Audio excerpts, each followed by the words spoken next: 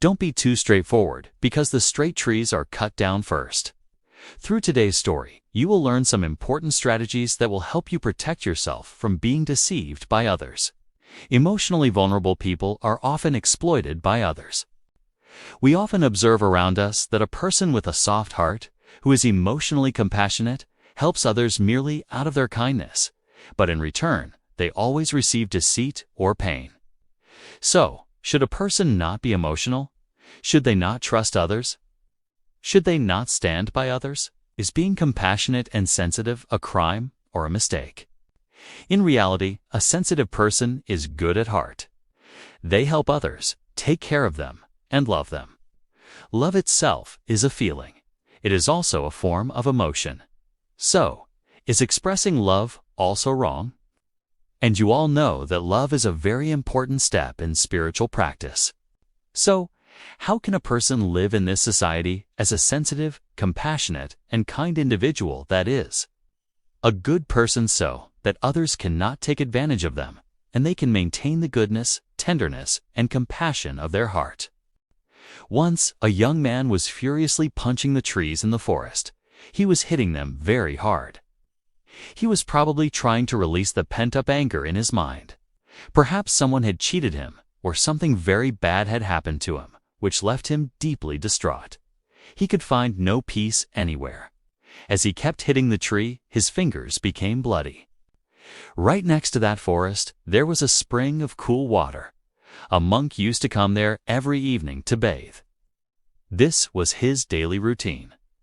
That day, when the monk came through that path to the forest for his bath, he saw the condition of the young man. He was shouting loudly, crying, and continuously punching.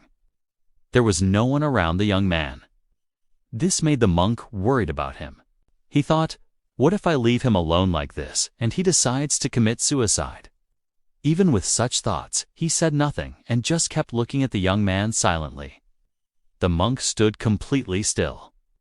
He did not say a word to the young man, just observed him. Initially, the young man completely ignored the monk, but after a while, he started feeling strange. He thought, he is neither trying to stop me nor saying anything.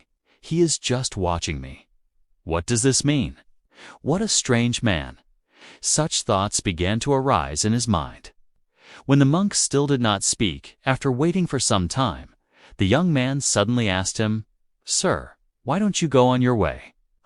What does it matter to you? Why are you standing and watching me?" The monk replied in a calm tone, "I am not stopping you or saying anything to you. So what problem do you have with me? Just like me, these trees, these birds, everyone is watching you.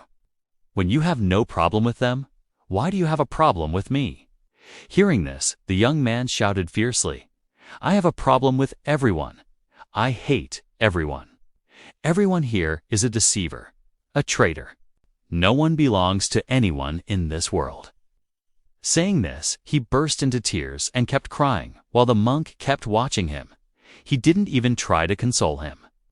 This made the young man feel even stranger. Stopping his crying, the young man stood up straight and said to the monk, "You are such a strange person. Someone is crying, sad and troubled right in front of you, and you don't even try to calm them down.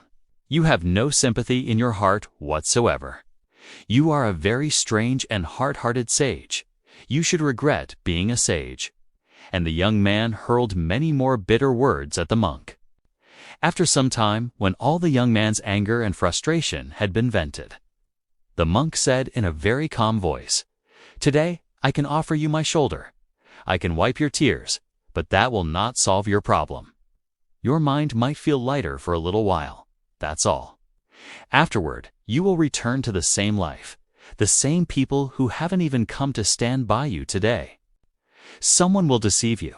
Someone will take advantage of you, and you will continue to hurt your heart like this. So, instead of wiping your tears, you should take some words of wisdom from me, which will protect you from being deceived in life, so that no one can take advantage of your goodness. Remember, you will find many people to wipe your tears, but a person who gives wisdom and correct understanding is rarely found." The monk informed him that he was going to the nearby spring to bathe. The water there was very cool. He said, "If you want, you can come with me. Instead of being troubled alone here, it is better for you to bathe in the cool water of the spring, so that your mind, intellect, and your body will all become purified." Hearing this, the young man started following the monk. The path through the middle of the forest led toward the spring. A deep silence prevailed in the forest. The crunching sound of the dry leaves under their feet echoed throughout the forest. It was a full moon night, and the moon in the sky was casting its bright light over the forest. In that light, both of them kept moving towards the spring. Walking along the path, the young man said to the monk, "Mahatma, your life is so comfortable. You have no worries. You know what kind of people live in this world? How many deceivers, how many selfish people. And the most painful thing is that our own people betray us. Those we love, those we consider our own. How does it feel when we face betrayal from them? Sometimes it feels like this world is not meant for simple and kind people. It is for deceivers, for the selfish. They thrive here. They live happily, and people like us, who help others, who consider others as our own, suffer throughout life. This is the reality of life, and this is the world where we have to suffer every day. You did the right thing by abandoning such a life. Now you are absorbed in yourself, bothered by no one, concerned about no one. I am also thinking that I should take Sanya's renunciation and leave this world." Hearing this, the monk said, "Do you think the life of a sannyasi is very easy?" The monk calmly said, "At least you get 2 meals a day peacefully. But sometimes we don't even get that. If we receive alms, then we eat. Otherwise, we have to sleep hungry. This is the life of a sannyasi. We always have to sleep on the ground, wearing only a loincloth, no matter what the weather is like. Does all this seem easy to you? Then you too should become a sannyasi." The young man said, "You are right. Struggle exists on both sides in worldly life and in the life of a sannyasi. Of course, worldly life is also good, but only as long as there is peace and happiness in the family. There is no deceit. Our own people don't take advantage of us. Don't lie to us, don't betray us. Then there is joy in living life. Otherwise, life becomes hell." The monk said, "Look, sannyas is taken from the heart. When our mind says that we must achieve success on the path of renunciation and move forward, only then can the life of a sannyasi be successful. But you want to become a sannyasi out of annoyance with your family and other people in that case. Your sannyasi life will never be successful either. It is better that if you adopt some methods, some rules in your worldly life, others will not be able to deceive you. 1. Do not reveal emotional vulnerability. First of all, understand that betrayal only happens to those who are emotionally weak, whose heart melts quickly, and who cannot bear to see the suffering of others.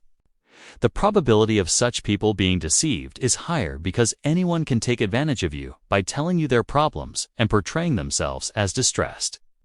Perhaps they are lying, perhaps they are just pretending to be sad, but it will seem true to you.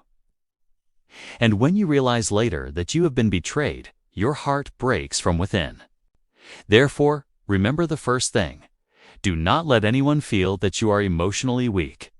Even if your heart is soft inside, if they discover this weakness of yours, they will definitely try to take advantage of you by setting some kind of trap. Even if you are sensitive and helpful inside, do not let anyone know. Behave sternly on the surface. When people realize that there is no point in talking to you, that this person is hard and will not easily yield, then they will look for someone who will be an easy prey for them. 2. Do not trust quickly.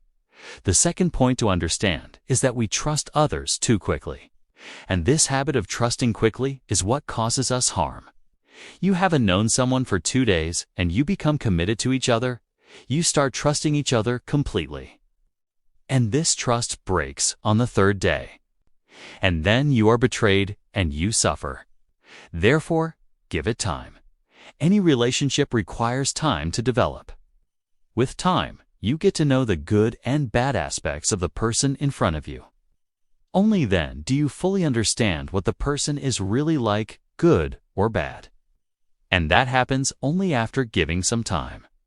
So, do not trust anyone quickly. 3. Be cautious of flatterers. To understand the next strategy, you need to understand people who constantly flatter others. Some people have a habit of flattering. They will praise you in front of you. They will say nice things about you. And you will feel that these people are so good. They love me so much. But actually, their flattery is a trap so that they can win your heart. And they get the opportunity to flatter you only when you show off. If you are not affected by their flattery, they will stop flattering after some time. So do not show off in front of anyone. Otherwise, you become the center of attraction. People will think that perhaps this person has a lot of wealth. That is why they are showing off so much. And for this reason, those who want to take advantage of you will try to get close to you. They will try to flatter you. 4. Verify the ability to reciprocate, pointing towards the spring while explaining the next rule. The monk said that in worldly life, one thing to understand is that when we are helping someone, in whatever form, with money, physically, or in any other way, we should keep in mind whether that person will be in a position to help us back in the future. If you are lending money to someone, understand whether they have any source of income. Will they be able to return it to you in the future? If they cannot, you will suffer. You will be sad. People also give alms to beggars out of compassion, but that is not wrong. Because the money you have given to that person will not have a major impact on you, even if they do not return it. So, if you have to give money to someone who can never return it, give only as much as does not put too much pressure on you, so that you do not feel too sad even if it is not returned. By now, both of them had reached the spring. Both took off their clothes and jumped into the cool water of the spring. The water was very cold. All their fatigue and sadness disappeared in an instant. After bathing, both sat under a tree facing the spring and talked. The monk further explained to him, learn to ignore people initially. When you ignore someone at the beginning, those people who are attracted to you because of some greed will be filtered out. When you ignore them, some people will try to approach you once or twice, after which they will create distance from you. And the person who comes to you looking at your humanity and your goodness will remain close to you, even despite your ignoring them. And this is the sign of a true person. We fight and argue with those who are our own, yet they do not mind our words. They might be upset with us for a while, but after some time, we become united again. And this is what family or loved ones mean. Therefore, learn to ignore strangers initially. Learn to disregard them so that deceivers and selfish people cannot even come close to you. 5. Keep your eyes, ears, and mind open, concluding their conversation. The monk shared his final point, saying, "This last lesson is the most important. Even after everything, you might face betrayal. But if you keep your eyes, ears, and your mind open, if you are conscious and attentive, you will understand what a person wants from you just by looking into their eyes. You can read their desire and their nature in their eyes. Everything about people is revealed in their eyes, their speech, and their behavior. But we keep our eyes closed. Find out from other people, from their relatives, from their family members, what kind of person they are. How is their behavior with others? Investigate when you trust someone. Do not suddenly trust anyone like that. Ensure your complete satisfaction. If you want to trust someone for a long time, build a relationship with someone, make a friendship, or help someone. In all these situations, you must know what other people think about that person. After this, you will never be betrayed in life, and you will never have to regret because of deceit. Talking about such things, the monk and the young man both came out of the forest and went to their respective homes. Friends, whenever you trust someone, first understand them well. Get to know them, give them time, and then trust them. We hope you liked this video. To watch more motivational and inspiring videos like this, you can subscribe to our channel. We will meet again with similar new motivational videos. Thank you for watching.